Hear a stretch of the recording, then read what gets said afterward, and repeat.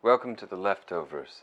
Today's recipe, one of my favorites, soda bread. It is a spring, summer, fall, and winter snack staple, something for all seasons, and it's something that it's kind of meal that we can carry with us in our DNA.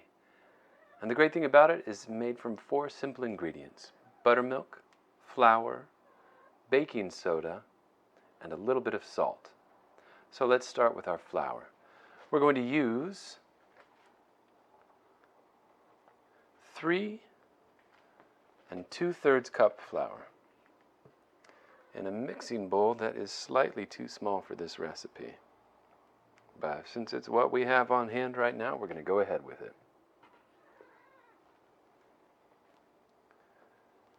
And the 2/3 right there. Like many doughs, it's a dough that you could mix with your hands.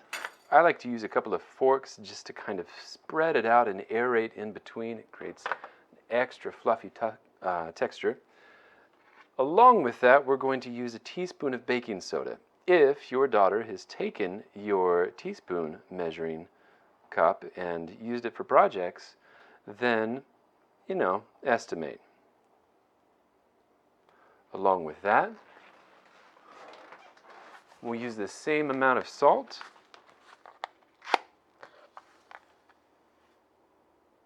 Sprinkle it in there.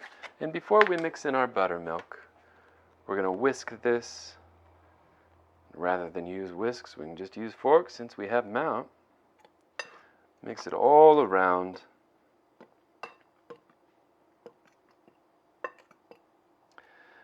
And then make a little bit of a valley right in between all of that dry mix. And then we're going to add in our buttermilk. We'll start by adding in about 3/4 of this buttermilk. So we're using 3 2/3 flour. We're going to use 1 3/4 buttermilk. And then, just like we sifted and fluffed a little bit with the dry mix, we're going to start to work this mixture in. You can notice how it starts to clump, and it's gonna look a little dry until we add in that last bit. But really what we're looking for is a starter here. Something for that buttermilk to adhere to, kind of like a little bit of glue.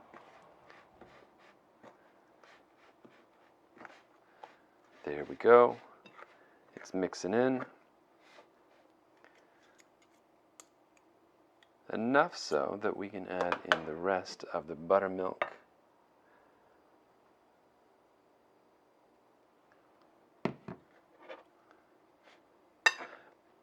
And then we're going to start to bring it on top of itself, which will eventually turn into some folding.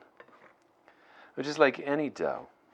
We want to be careful that we're not overworking it, or else the texture will be too dense and a little too tough. One of the joys of soda bread is its sponge-like quality.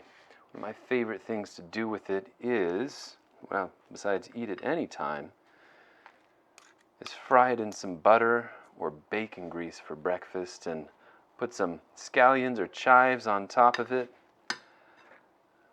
and really just go to town. So what we're doing is folding in that remaining amount of buttermilk and starting to spread our flour throughout that mixture. Then we're going to turn it 90 degrees, fold, bring in any of the rest of the dry stuff that's down there, spread, turn, and fold. And you can see how it's starting to take a shape already. A few more turns and this is going to turn into a loaf. Spread, turn, fold. There we go. Spread, turn, and fold. It's starting to peel itself off the sides now. That's exactly where we want to be.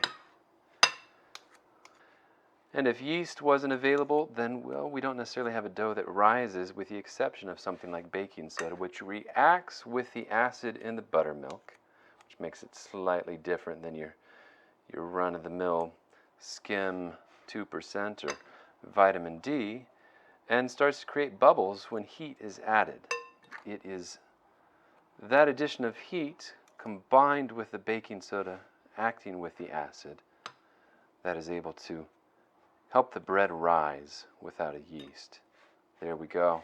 We've got a pretty good shape starting right there. We're going to fold one more time, and we have ourselves quite a lovely loaf in the making. Now that we have our soda bread loaf made, it's time to turn it out onto a baking sheet. I like to use a little bit of olive oil to help keep it from sticking. If olive oil isn't available to you, then use just a sprinkle of flour on there. So we've taken our loaf, we've put it on the sheet, and just like tradition says, we're going to cut a cross on the top of that to help let the fairies out. Why fairies are stuck inside a loaf of bread is well beyond me. But in practicality, it does help it turn into 4 portionable sections, so that's pretty handy. What we're going to do next with this is take it into the oven at 425 degrees from anywhere from 30 to 34 minutes.